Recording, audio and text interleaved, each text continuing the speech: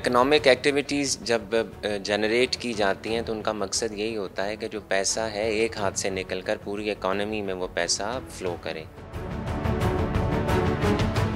शायद इस दफ़ा महंगाई बहुत ज़्यादा हो गई है। शायद पाकिस्तान में इतनी महंगाई कभी भी इससे पहले नहीं थी। हमारा रुपी कभी भी इतना डिवैल्यू नहीं हुआ। पहले होती थी ना 15 रोज़े के बाद कि पावर रखने की जगह ना हो, अब तो बिल्कुल ओपन है। भले 2 बजे आए, भले शाम आए, सन्नाटा है बिल्कुल। ये हुकूमत क्या कर रही है? कुछ करे ना। महंगाई, ईद के कपड़े भी नहीं ले सकती, छोटी मोटी चीज़ों को नहीं आए।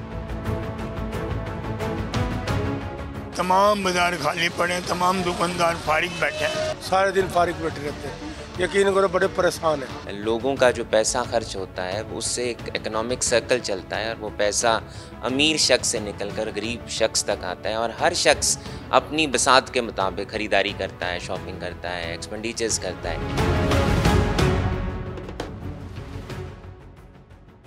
पाकिस्तान में ट्रेडिशनली ईद से पहले बेतहाशा शॉपिंग होती है।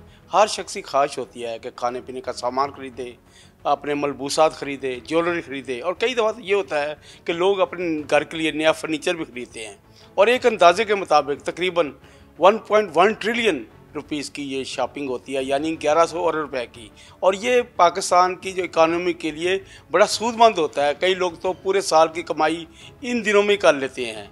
और लेकिन इस दफ़ा सूरत कुछ मुख्तलिफ नज़र आ रही है कि जिसमें इन्फ्लेशन भी है और लोगों के पास पैसा भी नहीं है। क्या इस दफ़ा भी ऐसा ही होगा? ताजरों का क्या कहना है इस बारे में? मेरे साथ इसको मौजूद है लाहौर चैम्बर के सदर काशिफ अनवर साहब। काशिफ साहब, क्या नज़र आ रहा है? क्या इस दफ़ा भी 1100 अरब हो जाएगा? देखें, इकोनॉमिक एक्टिविटीज़ जब जनरेट की जाती हैं तो उनका मकसद यही होता है कि जो पैसा है एक हाथ से निकलकर पूरी इकॉनमी में वो पैसा फ़्लो करे।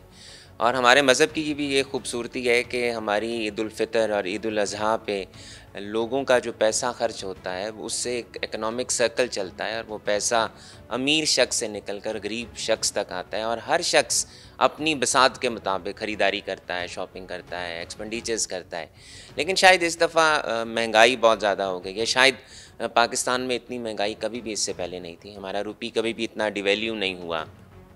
हमारे बिजली के बिल और तमाम चीज़ें, आटा, गंदम, इतनी मुश्किलात, पहले कोविड आ गया, फिर उसके बाद सैलाब आ गया। हमारे अजनास जो हैं ज़रूरी वो भी नहीं मिल रही। हमें गंदम की शॉर्टेज है। कभी लाइनों में लगकर गंदम लेने के लिए लोगों की अमवात नहीं हुई, आटा लेने के लिए अमवात नहीं हुई। तो मैं समझता हूँ कि शायद जब जिस मुल्क में जिन लोगों को आटा नहीं मिल रहा, जिन लोगों को फल नहीं मिल रहा, फल आपकी रीच से बाहर हो गया है, तो अगर आप ये कहें कि पेट में कुछ जा नहीं रहा तो आप ऊपर ख़रीदने के लिए आप फर्नीचर ख़रीदेंगे क्या? आप कपड़े ख़रीदेंगे? आप जूता ख़रीदेंगे? नहीं। लोगों की तालीम पूरी नहीं हो रही, लोगों की मेडिकल की फ़ैसिलिटीज़ पूरी नहीं हो रही। तो एक शख्स तो सबसे पहले ये कहता है कि मुझे खाने पीने को मिले, मुझे सिक्योरिटी मिले, मेरे बच्चों को तालीम मिले, मेरे बच्चों का पेट भर जाए।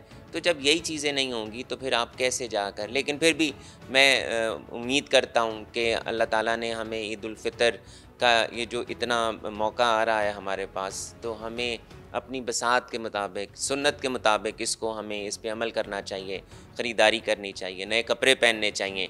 लेकिन मैं नहीं समझता कि जिस तरह पिछले सालों में ख़रीदारी होती थी इस साल भी उस तरह से ख़रीदारी होगी। जैसा कि काशिफ अनवर साहब कह रहे हैं कि इस बार लग नहीं रहा कितनी ज़्यादा ख़रीदारी होगी और यकीनन ये कोई 30 से 40% कम होगी। और इसका आप अंदाज़ा बाज़ारों में भी लगा सकते हैं। आमतौर पे बाज़ार जो रमज़ान में 2 बजे के बाद जो वहाँ पे लोग आने शुरू हो जाते थे, लेकिन इन दिनों 2 बजे के बाद भी कोई नहीं बंदा आता। और ख़ास तौर पे इन दिनों जब कोई टेम्परेचर जो 40 डिग्री के करीब पहुँचना शुरू हो गया, लोग तो शायद 6 बजे भी ना आएँ।